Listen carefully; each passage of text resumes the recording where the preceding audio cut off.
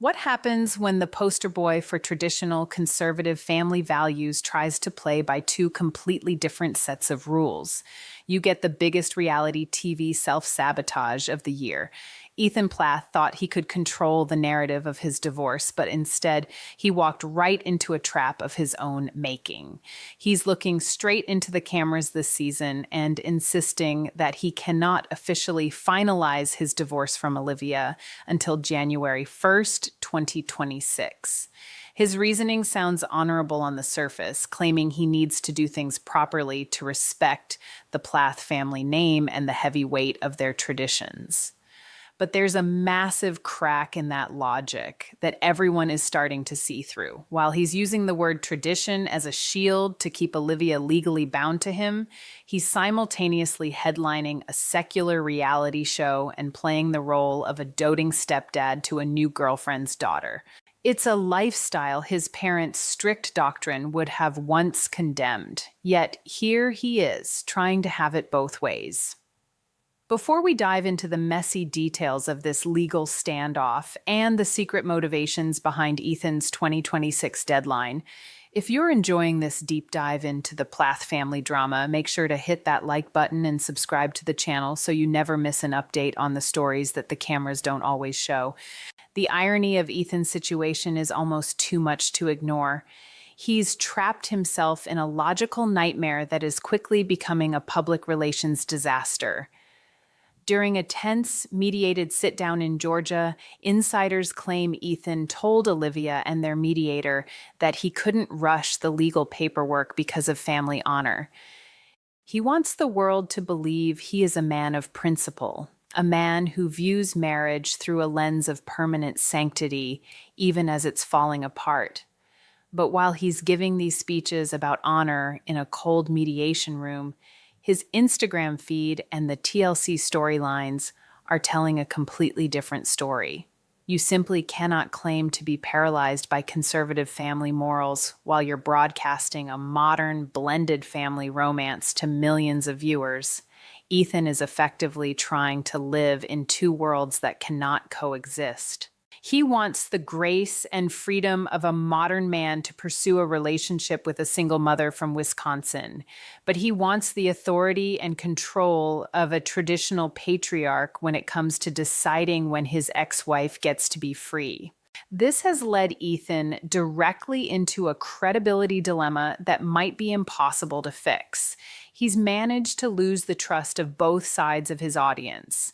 To the core conservative viewers and even his mother, Kim, he looks like a massive hypocrite for dating Tegan before his marriage is legally over. To the more progressive viewers and those who have followed Olivia's journey toward independence, he looks like a vindictive ex-husband who is holding a woman hostage through legal technicalities. It's a double bind where no one is buying the good guy routine anymore.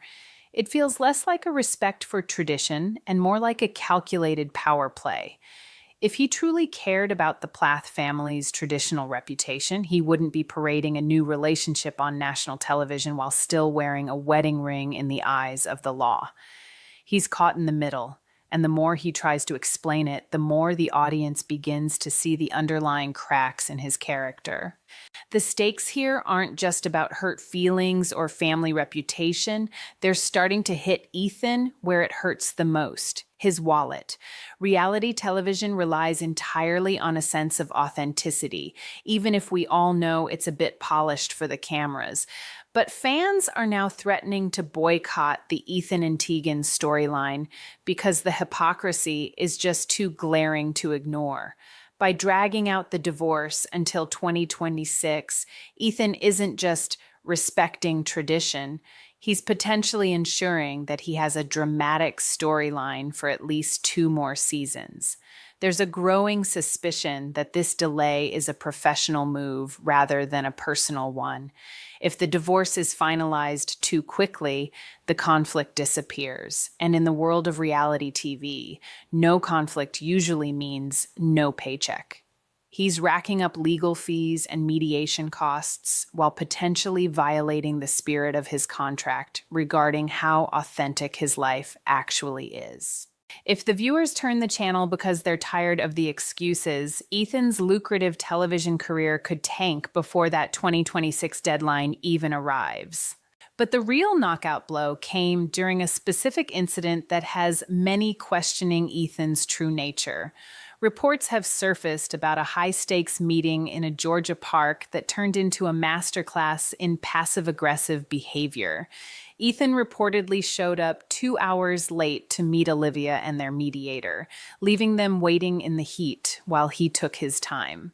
When he finally arrived, he didn't offer an apology. Instead, he delivered what was described as a robotic, defensive speech about the importance of handling things the right way. His body language, however, told a much different story. It wasn't the posture of a man burdened by tradition. It was the posture of a man enjoying the fact that he could still make Olivia wait for him.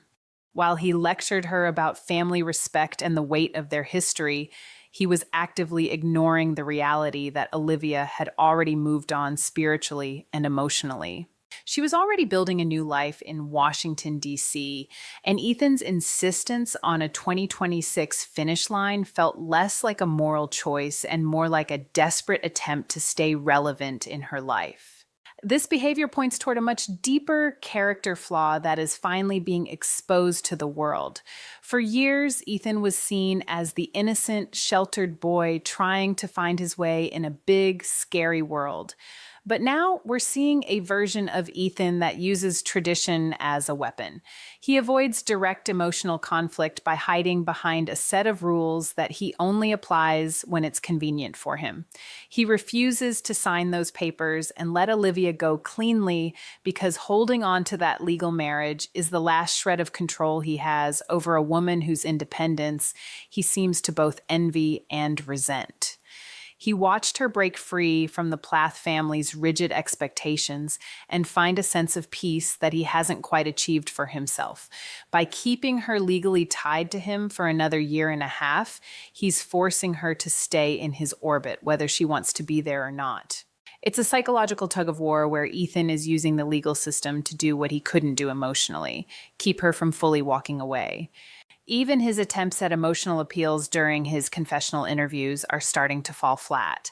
He's been seen shedding tears on camera about how difficult it is to blend families with Tegan while still trying to honor his roots. But these moments are being met with skepticism from a fan base that has watched him be incredibly cold and dismissive of Olivia's feelings in the past. The audience is watching Olivia live her best life, seemingly unbothered and focused on her own growth, which makes Ethan's televised heartbreak look manufactured. It feels like he's trying to win a popularity contest by playing the victim, but the math just doesn't add up. You can't be the victim of a divorce you are actively choosing to stall. The more he tries to frame himself as the grieving traditionalist, the more he looks like a man who is simply afraid of what happens when he no longer has the Plath family drama to define him. The core moral of this entire saga is becoming clear. You cannot weaponize tradition only when it benefits your narrative. Ethan is using his upbringing as a shield to punish Olivia for leaving, but he's completely ignoring those same rules when it comes to his own desires. He's demanding grace for his choices to date a single mother and live a modern lifestyle. Yet he's holding his ex-wife to a standard of traditional patience that he isn't even practicing himself. It's a staggering display of hypocrisy that is leaving him increasingly isolated. Even his own family, who initially might have supported a slow and respectful divorce, are reportedly skeptical of how he's handling his new life. He's finding himself in a position where he's neither a traditionalist nor a modern man, but someone stuck in the middle, losing the respect of everyone around him as the clock slowly ticks toward 2026. As the clock ticks toward that distant January 2026 deadline, a new figure has emerged in the center of Ethan's world, and her presence is causing more waves than the divorce itself. Tegan Nichols isn't just a new girlfriend. She represents a total departure from everything the Plath family once stood for. Reports have been circulating for months about this mysterious single mother from Wisconsin who has somehow managed to capture the heart of the most guarded Plath son. For a man who grew up in a household where dating was strictly monitored and marriage was the only acceptable end goal, jumping into a relationship with a woman who already has a child is a massive shift.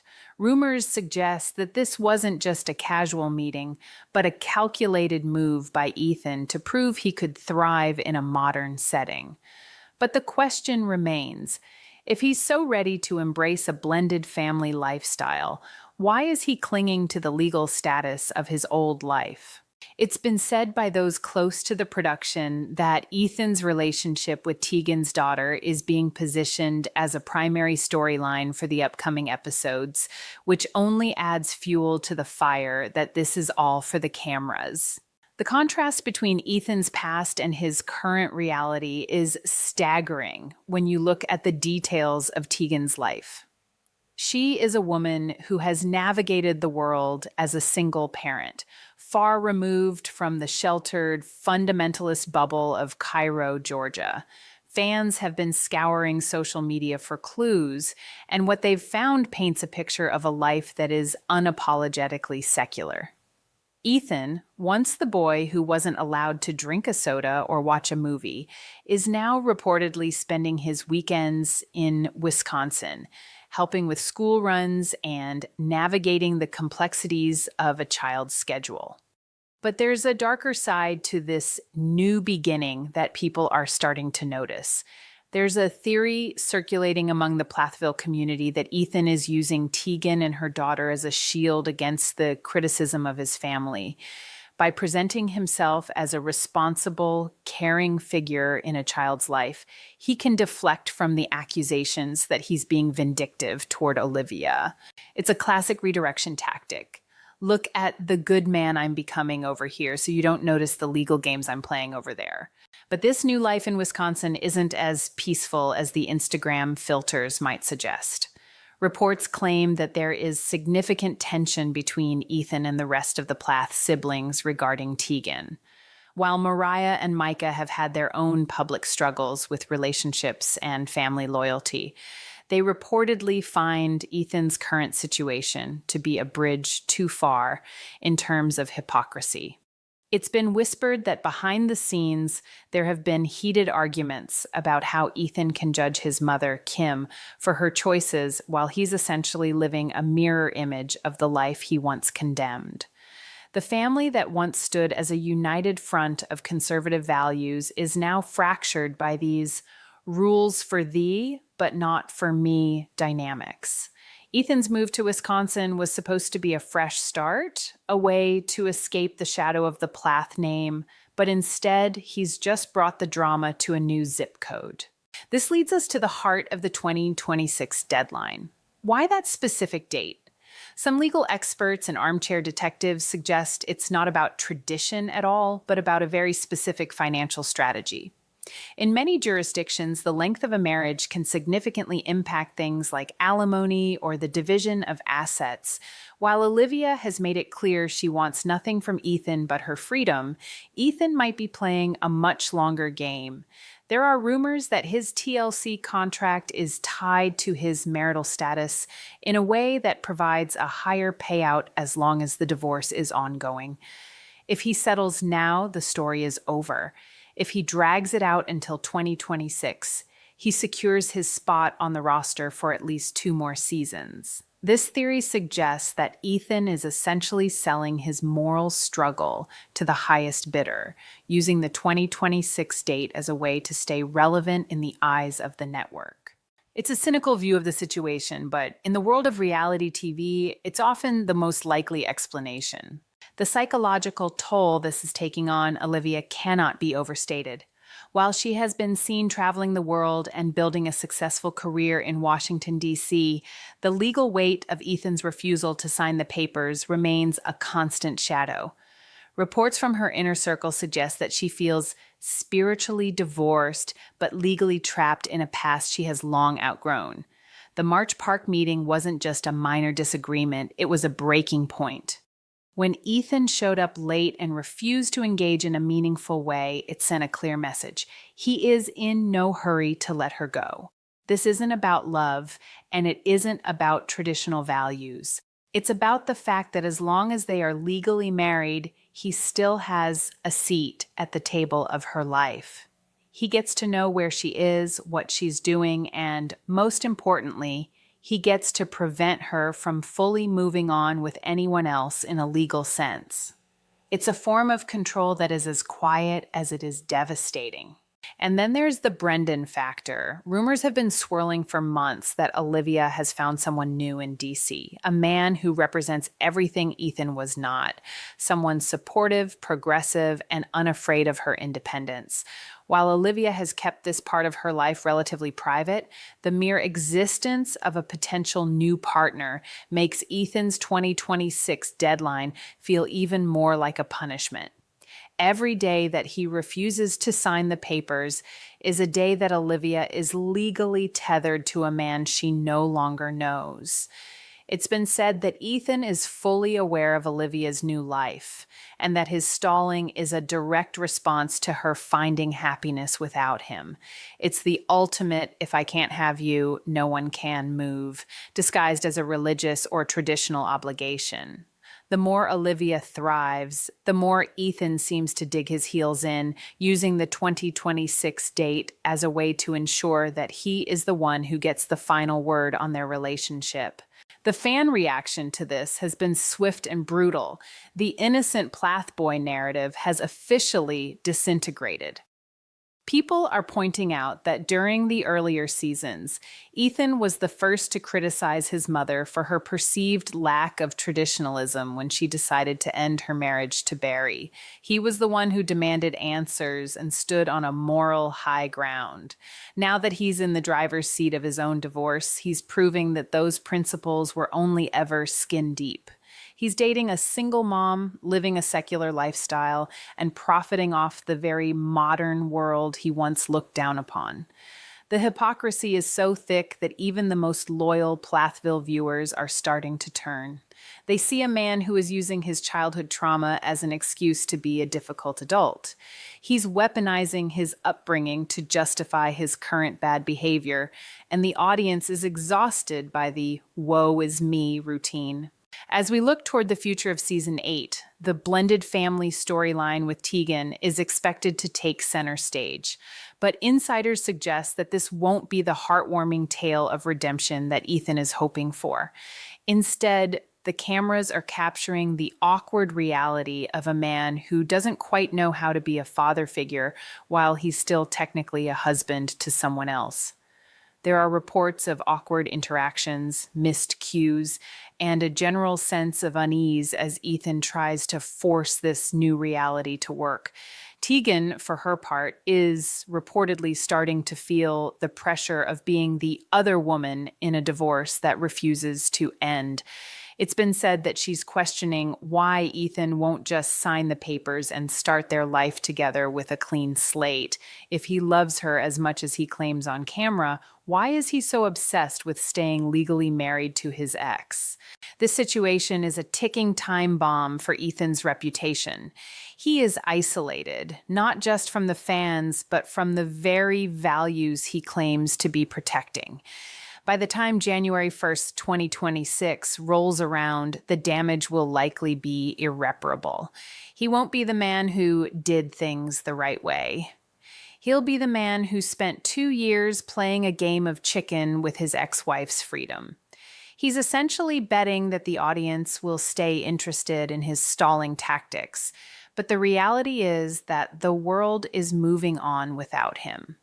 Olivia is moving on, his siblings are moving on, and the viewers are finding new stories to care about. Ethan is left standing in a cold mediation room, clutching a set of rules that no longer apply to the life he's living. It's a tragic end to what could have been a story of growth and maturity, but instead it's become a case study in how to lose everything by trying to control too much. As the drama continues to unfold, more details are emerging about the behind-the-scenes negotiations between Ethan and the network. There's a rumor that the 2026 date was actually suggested by producers as a way to create a cliffhanger that could span multiple seasons. If this is true, it means Ethan is willing to sacrifice Olivia's peace of mind for the sake of a TV contract. It's a level of calculation that many didn't think he was capable of. But as we've seen over the last few years, the Plath children are much more savvy when it comes to the media than they let on. They know how to play the game, and Ethan is currently playing it at a very high level. But playing the villain rarely ends well in the court of public opinion, especially when you're still trying to pretend you're the hero. The mask is slipping, and what's underneath is a man who is far more like his parents than he ever wanted to admit. There's also the matter of the family honor that Ethan keeps citing. What exactly does that look like now? His parents are divorced, his mother has been through her own legal issues, and the family's strict religious reputation is in tatters. By claiming he needs to protect the Plath name, Ethan is protecting a ghost. The name Plath is now synonymous with reality TV scandal, not conservative purity. So when he says he's doing this for his family, people are asking, which part of the family? Barry, who has largely remained quiet? Kim, who is living her own controversial life? Or is he just using the family name as a convenient excuse because he doesn't want to admit the truth? The truth is likely much simpler. He's hurt, he's angry, and he's using the legal system to make sure Olivia feels at least a fraction of the pain he's felt. In the midst of all this, Tegan Nichols remains the wild card. How much does she really know about Ethan's legal strategies? Some say she's fully on board, seeing the TV fame as a benefit for her and her daughter. Others claim she's being kept in the dark about the true reasons behind the 2026 deadline. If and when she realizes that she's being used as a pawn in Ethan's power play against Olivia, the fallout could be explosive. Imagine the scene. A woman who has already been through the struggles of single motherhood, finding out that the man she's building a life with is still emotionally and legally tethered to his past by choice. It's a recipe for a disaster that no amount of reality TV editing can fix. Ethan is building a house of cards on a foundation of lies and hypocrisy, and the wind is starting to pick up. The final realization for many viewers is that Ethan has become the very thing he fought against. He spent years trying to escape the controlling nature of his parents, only to become a man who uses legal documents to control his ex-wife. He criticized his mother for being inauthentic, only to broadcast a curated, hypocritical version of his own life. He is a man trapped by his own contradictions. And the 2026 deadline is the ultimate symbol of that trap. He thinks he's winning because he's in control of the timeline, but in reality, he's just delaying the inevitable. When the divorce is finally finalized, he won't be a free man. He'll be a man who spent the best years of his youth looking backward, trying to punish someone for leaving him behind.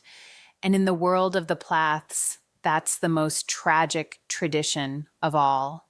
As we move closer to that final January deadline, it's becoming impossible to ignore the behavioral flaws that have truly defined Ethan's journey this season. What we are seeing is a masterclass in passive aggressiveness masked as tradition. It's a trait he likely picked up from years of navigating the rigid, high-pressure environment of the Plath household. Instead of facing emotional conflict head-on, Ethan has learned to hide behind a wall of rules and bureaucratic delays. He refuses to sign those papers and let Olivia walk away cleanly because holding on to the legal marriage is his last shred of control over a woman whose independence and spiritual freedom he secretly envies. He watched her break the chains of their upbringing and find a version of herself that is vibrant and unburdened. And his response wasn't to find his own path, but to try and tether her to his. By choosing to stall until 2026, he isn't protecting his family's honor. He's trying to ensure that Olivia's wings remain clipped for just a little while longer. It's a psychological game where the stakes are her future and his ego. This brings us to those highly publicized confessional interviews where Ethan tries to play the victim for the cameras. We've seen him shed a tear or two while talking about how difficult it is to blend families with Tegan while still trying to honor the values he was raised with. But to many viewers, these emotional appeals are falling completely flat. There's a sense that these tears are manufactured for reality TV drama rather than being born from genuine heartbreak. Why? Because the audience is simultaneously watching Olivia live her best life in DC, looking entirely unbothered and focused on her own growth. When you compare a woman who has found peace with a man who is using a legal loophole to stay relevant in her life, the grieving husband act starts to look more like a calculated performance. Ethan's struggle feels inauthentic because it's a struggle he created for himself. He could have been free months ago, but he chose the 2026 deadline, making his current hardship entirely self-imposed. The core moral of this story is something Ethan hasn't quite grasped yet. You cannot weaponize tradition only when it benefits you. He's using the Plath family's rigid expectations as a shield to punish Olivia for leaving, yet he completely ignores those same rules when it comes to his own freedom with Tegan. He demands grace and understanding for his modern, non-traditional choices while holding his ex-wife to a standard he no longer practices himself. It's a staggering display of hypocrisy that is leaving him incredibly isolated as the date looms closer. Even within the Plath family circle, reports suggest there is a high level of skepticism regarding his new blended life. He's finding himself in a no man's land where the traditionalists see him as a hypocrite and the modernists see him as a controller. Tegan, meanwhile, is left bearing the heavy burden of dating a man who is physically present in her life, but legally and emotionally anchored to a ghost. It's a relationship built on the shifting sands of a divorce that refuses to end. As January 1st finally approaches, Ethan is beginning to realize that he's backed himself into a corner. He may have secured his Season 8 storyline and kept himself in the spotlight, but in the process, he forever lost the moral high ground. The innocent Plath boy image that fans once adored is officially dead, replaced by the image of a man who used his childhood trauma as a justification for being difficult and manipulative. When he finally sits down to sign those papers, it won't be the act of a victorious man moving into a new happy chapter. It will be the act of a man who has run out of excuses and run out of time. He'll sign not because he wants to, but because he has to, having exhausted every possible way to delay the inevitable. He's spent years looking backward, trying to settle scores with a past that Olivia has already left behind, and in doing so, he's missed the chance to actually build a future that isn't defined by conflict. In the end, this entire saga has exposed the ultimate contradiction of Ethan Plath. He tried to play the game by two different sets of rules and ended up losing on both fronts. He wanted the authority of a traditional husband and the freedom of a modern bachelor, but all he achieved was a public reputation for hypocrisy. Olivia is moving forward into a world where Ethan is just a chapter in her memoir, while Ethan is still stuck in the middle of a story he refused to finish. The 2026 deadline will come and go, but the damage to his credibility is likely permanent. He thought he was the one in control, but the reality is that he was just a man afraid of what happens when the cameras stop rolling, and he's finally, truly on his own. What do you guys think? Is Ethan delaying this divorce out of genuine respect for his family's traditions, or is this just a passive-aggressive power play to keep Olivia on the hook while he profits off his new romance? Let me know your theories in the comments below. If you want more deep dives into the hidden psychology of your favorite reality TV families, smash that subscribe button, hit the like, and turn on the notification bell so you never miss an update.